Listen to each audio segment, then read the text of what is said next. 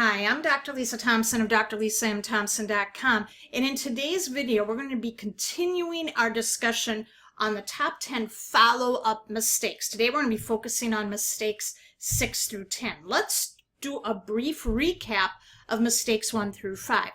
Recently I attended a training by Grant Cardone, Uncle G, on how to follow up with leads, and he was talking about the 10 biggest mistakes that people make with following up with their leads. So mistakes number 1 through 5 are, number 1, they're not following up enough, no follow-up schedule, they're waiting too long to follow up, which means they're not striking when the iron is hot, and there's a lack of variety in their follow-up. They're only relying on one type of follow-up, such as an email or voicemail or Facebook messaging.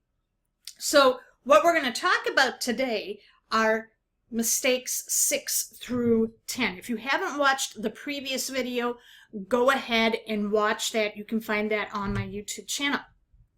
Mistake number 6, no clear purpose when you are talking with them. Have you ever had this happen where, somebody reaches out to you on social media, sending you a private message saying, "How are you doing?" They're doing like these little small conversation starters, and then they slam and hit you with a pitch, really hard and heavy. And you feel kind of frustrated because, it's like you're wasting your time because somebody is not getting to the point where you know that a pitch is coming.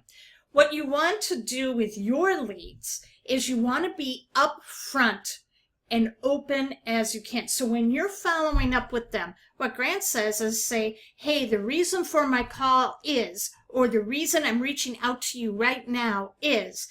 The key is you don't want to waste your leads' time. Now, the most successful people, especially if you're talking to someone who's had a lot of success, their time is their most precious asset, and you don't want to waste it. And they respect people who respect their time. So always honesty is the best policy. Mistake number 7, not leaving any type of messages. So if you're calling somebody on the phone, always leave a message or a text message. Be concise and state your purpose, okay? Remember, people have short attention span these days. They have an attention span of 8 seconds. So you need to be giving them reminders. I can't tell you how many times if I've done follow-up with people with sending them samples and they haven't had the chance to try that sample yet because they get caught up in life. So having a consistent follow-up schedule and leaving messages is important. Mistake number 8, not using a CRM. That is a customer relationship manager software. What you need to be doing is, as you're talking with your prospects during the follow-up, you need to be taking notes during your conversations. What this does is you can find out what are their objections they're having, what are their pain points, what do they value most, birthdays, where they are on social media, having those social media contacts. This helps build rapport, and people do business with those who they know, like, and trust, and it helps them be organized. Now, I use my CRM, and I absolutely love it. If you want to know the CRM that I'm using and a demo of it, just go to drlisamthompson.com/CRM. Mistake number 9, asking for referrals. They're doing it the wrong way, which is what Grant says. And I am so guilty of this. So if someone says, "No, I'm not interested right now," and I could catch myself saying this same, "If you know someone, send them my way." Grant has a better and effective approach where he says, "Who do you know who would benefit from my product or service? Get them to tell you names," and you write down their names and their contact information and go reach out to them. Grant says, ask often, ask frequently, and always keep asking for referrals. You want to keep adding the pipeline. Another great way with this is if you have a customer list, you can do a form of a contest where if people send you the most referrals, you can give them a free coaching consultation or a product or a discount on one of your products or services. The final mistake in follow-up are product offers.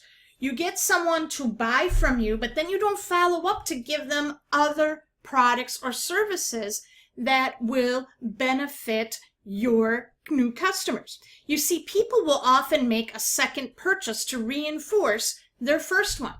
And if they bought from you once, they're going to buy from you again and again. And guess what? You're not going to have to sit there and be on the phone with them long enough, because they know, like, and trust you enough with your recommendation. So always when you're, with your CRM and you're listening to people and they bought from you before, make a little running note. Put little notes in your CRM saying what other products or services that they would benefit from. Did you find this video valuable today? Leave a comment and share. And again, let's talk some points from Uncle G. Which mistakes, 6 through 10, are you guilty of making? And now start implementing these simple strategies that I taught you in this video. I also recommend that you start following Grant Cardone. Go to gctv.com. He's got amazing programming there that can help you reach your business goals. And finally, for home business owners, if you're looking for a way to follow up effectively with your leads using social media, I have a masterclass training that's 2 hours long that will show you exactly how to do that. Go to drlisamthompson.com/social media sponsoring. Thank you so much for watching, and I'll see you in the next video.